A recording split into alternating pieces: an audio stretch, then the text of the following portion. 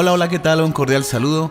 En este video quiero mostrar cuál fue el making of de la realización de la escenografía de la obra Mis Padres de David Hockney. El proceso de creación de cada elemento está evidenciado en las fotografías que se anexan al libro de arte de esta misma escenografía.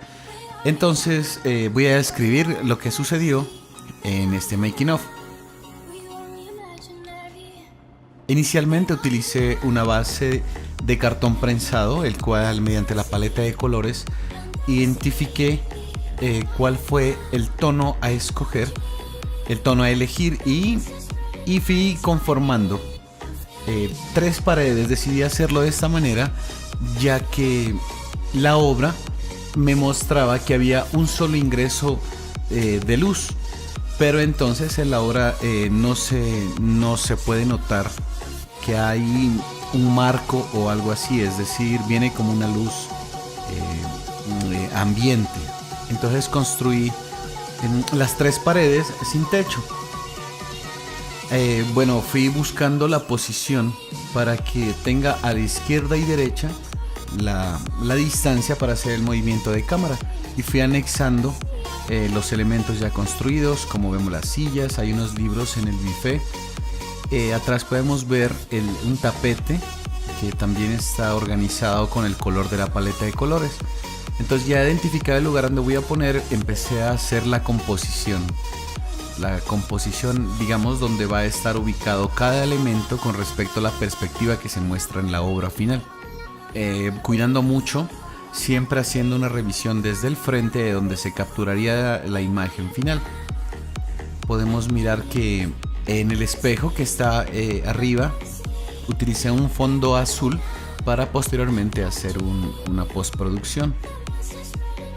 Poco a poco fui, digamos, cambiando el ángulo de cada elemento para luego con la cámara mirar qué perspectiva me da. Para la iluminación utilicé una luz LED de 320 LEDs con un difusor que me permite hacer la luz menos dura, buscando la sombra realista que utiliza el artista en su obra, buscando también el ángulo de incidencia sobre las sombras.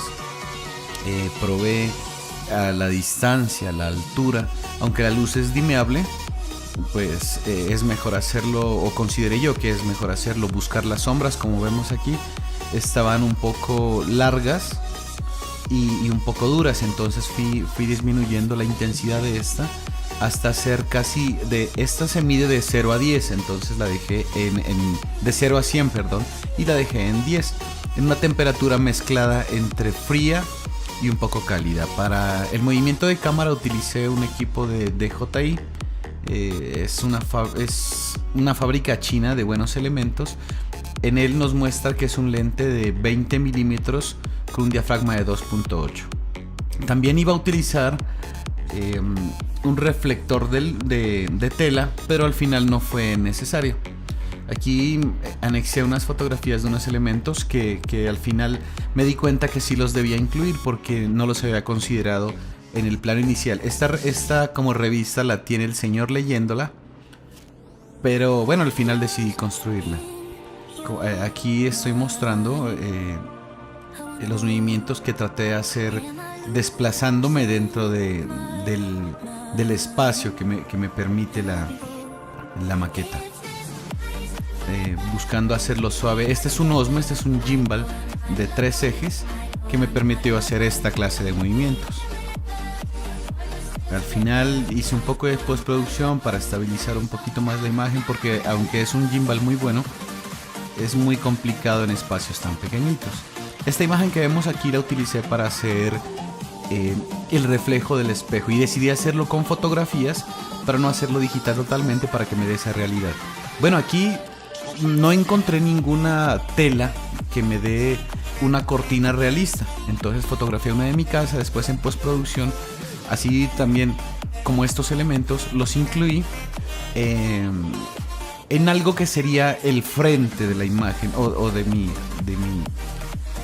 mi maqueta. Esto sería una especie de composición que después les mostraré qué fue lo que hice con ello. Hice como quien dice el reflejo del espejo, y podemos ver que los materiales tienen realidad. En esta parte mediante un chroma key quité el azul ya del espejo mediante un software y lo reemplacé por lo que primero en este caso miramos que ya no hay la parte azul. Cuidé con una especie de máscara para proteger el azul y después reemplacé con la imagen que les había mostrado para que podamos al final concluir en esto que fue el making of.